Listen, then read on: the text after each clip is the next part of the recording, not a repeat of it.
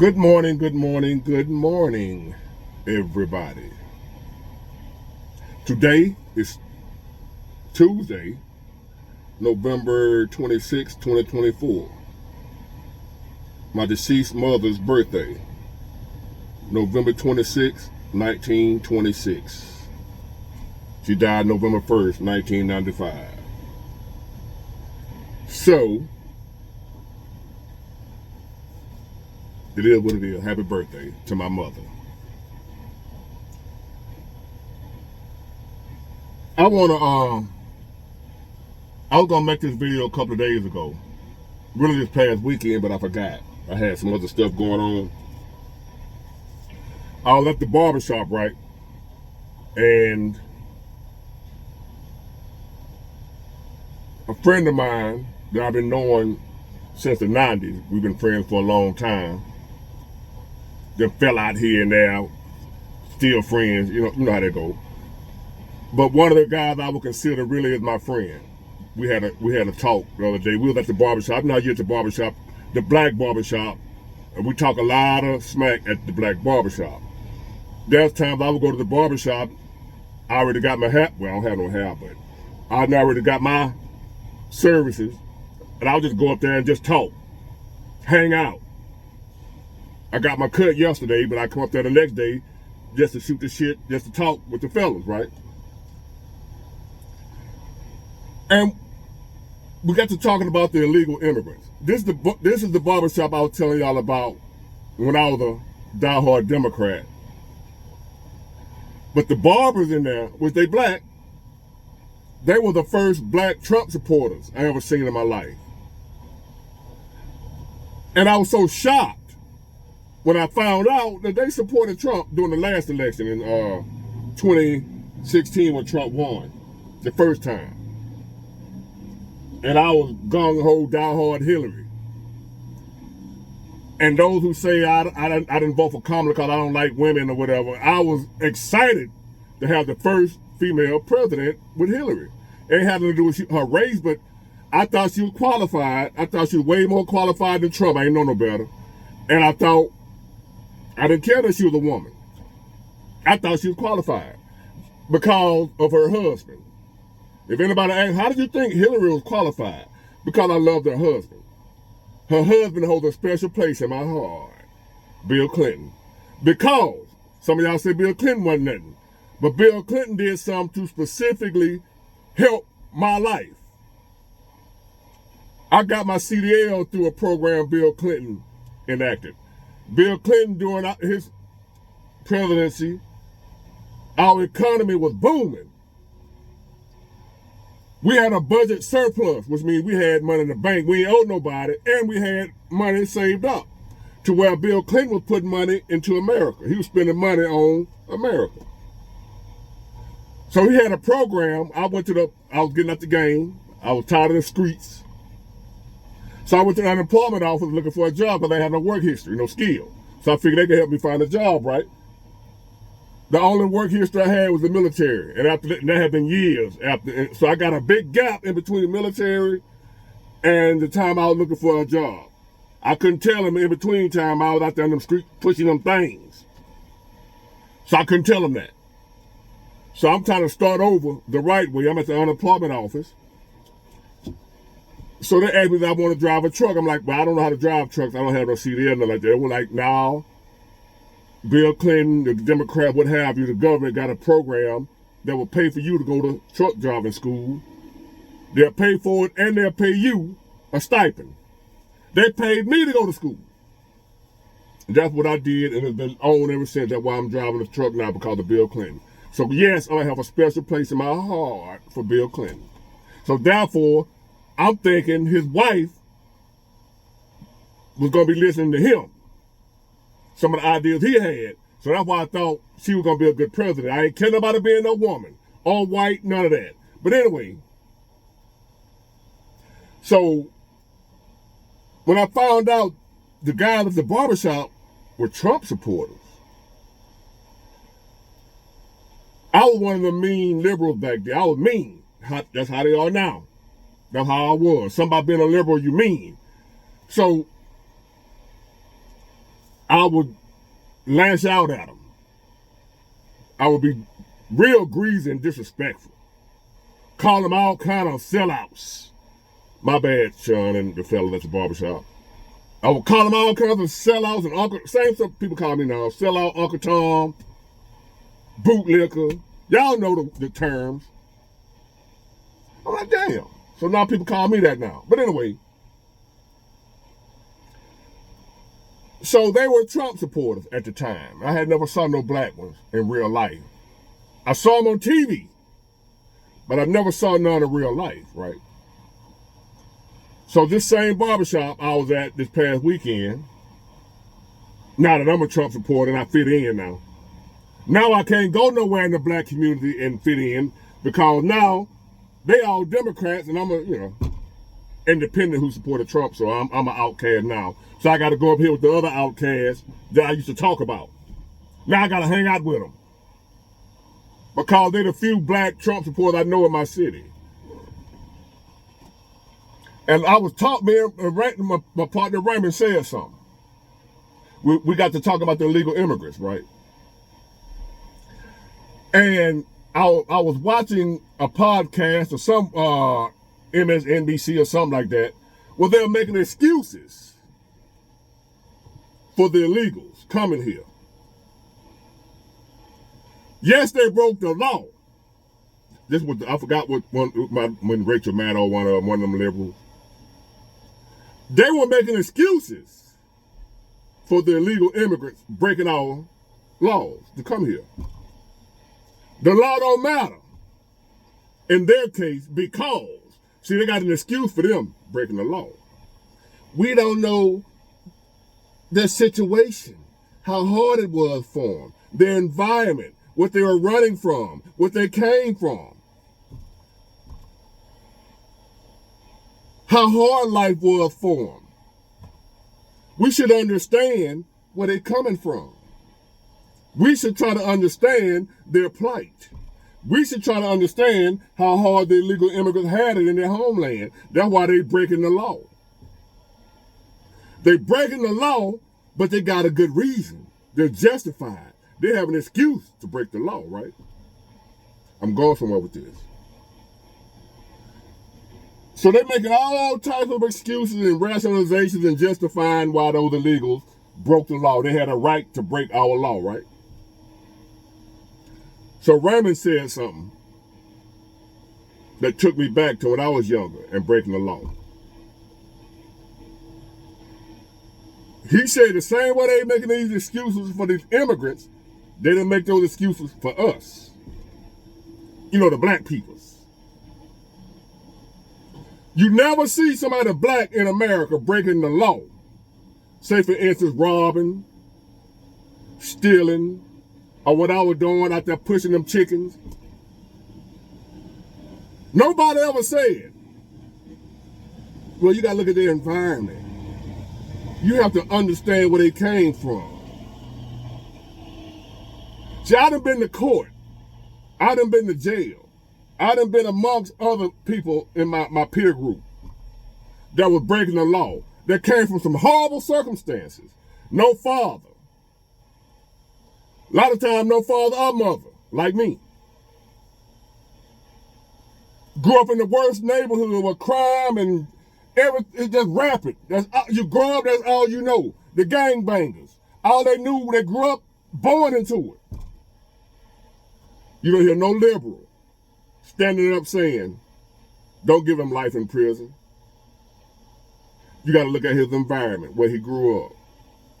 Look where he coming from. Look at why he did what he did. Look at why he robbed that liquor store.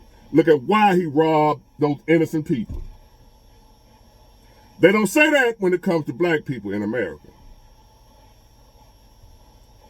But now when it comes to these illegal immigrants, now we want to take into consideration how bad it is where they come from. Their environment, their circumstances, their situation caused them to break the law. So we should forgive them and have some understanding and let them get away with it.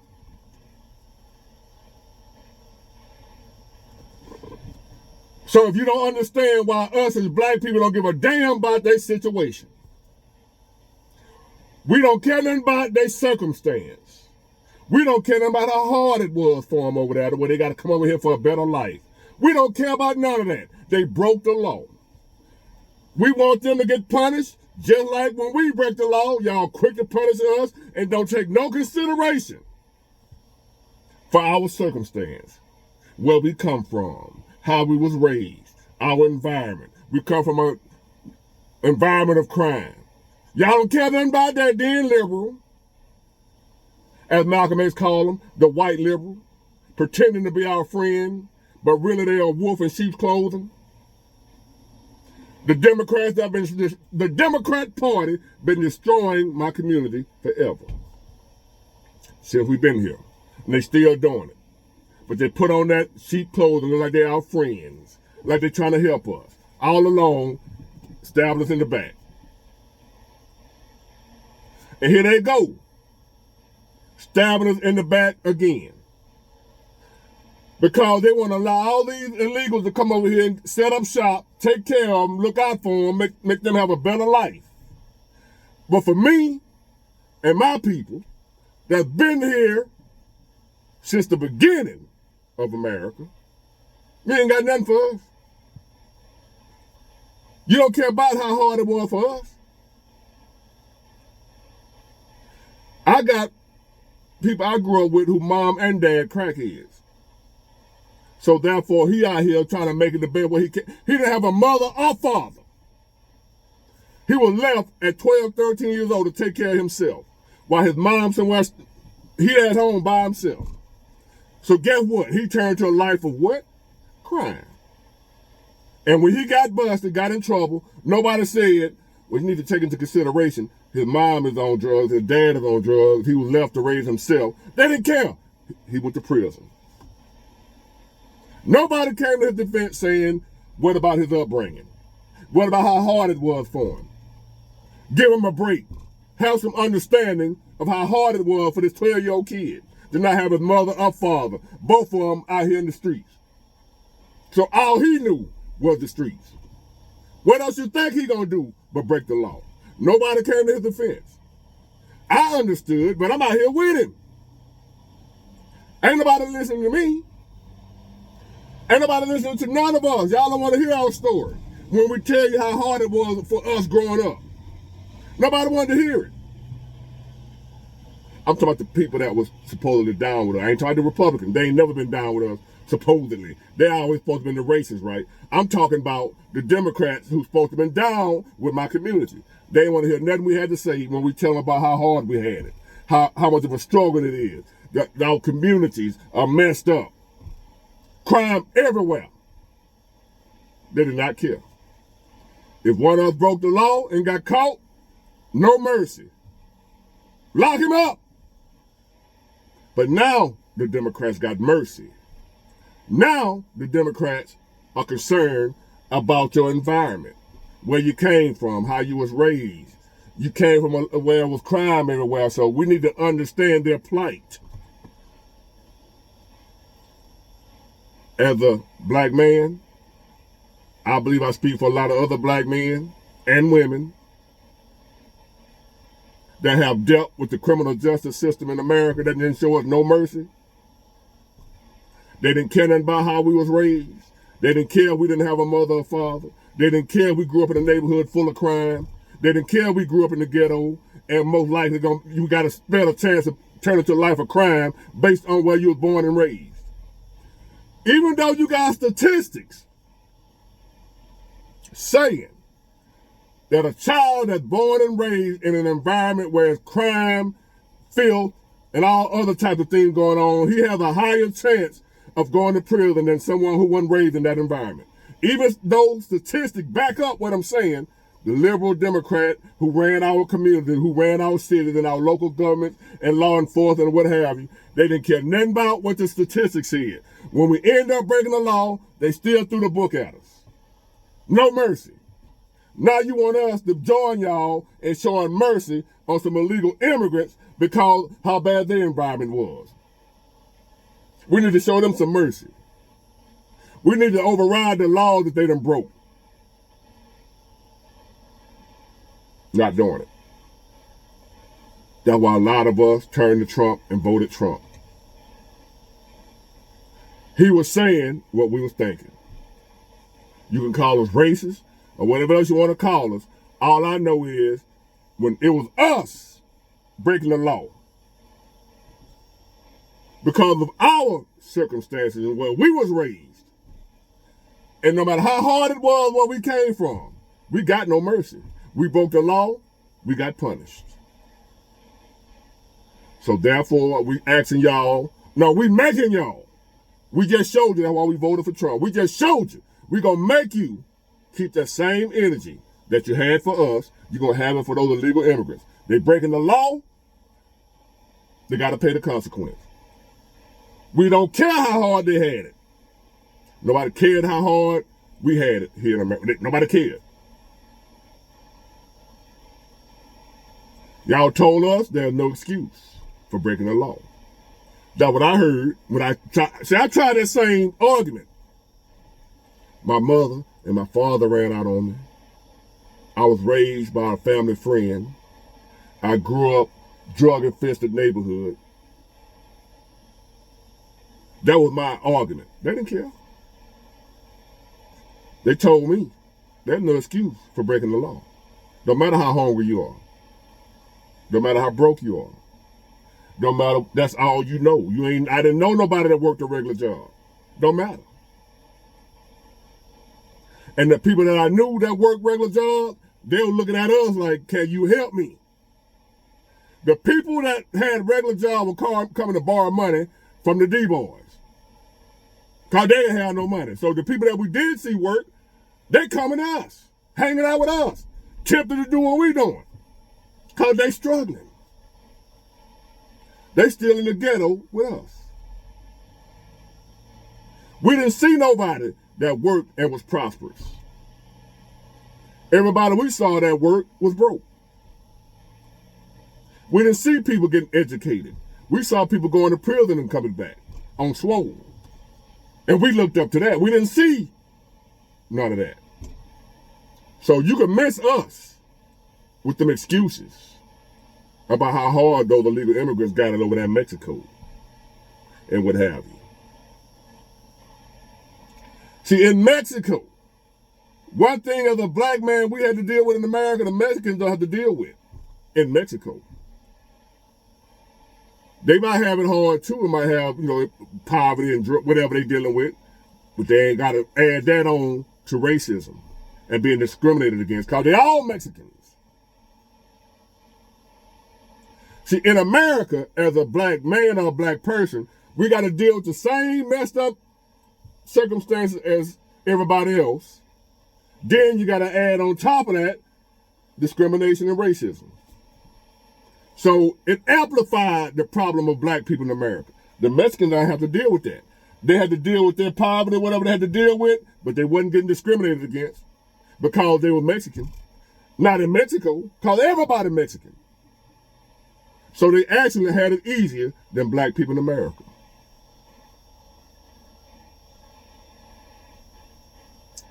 So Raymond, you're right. I agree with you. The law is the law. Hold them to the same standards you've been holding us to since I've been here. There's no excuse to break the law. I don't care how poor you is. I don't care how hungry you are. I don't care if you're homeless. I don't care what you got going on in your homeland. There's no excuse to break the law. You should have came over here legally. You don't show me no mercy. You tell me there's no excuse to break the law. Same thing apply to them illegal immigrants. That's why we as black people, we don't give a damn what they're going through over there. Follow the law. I have to. Get it, got it, good. Bye.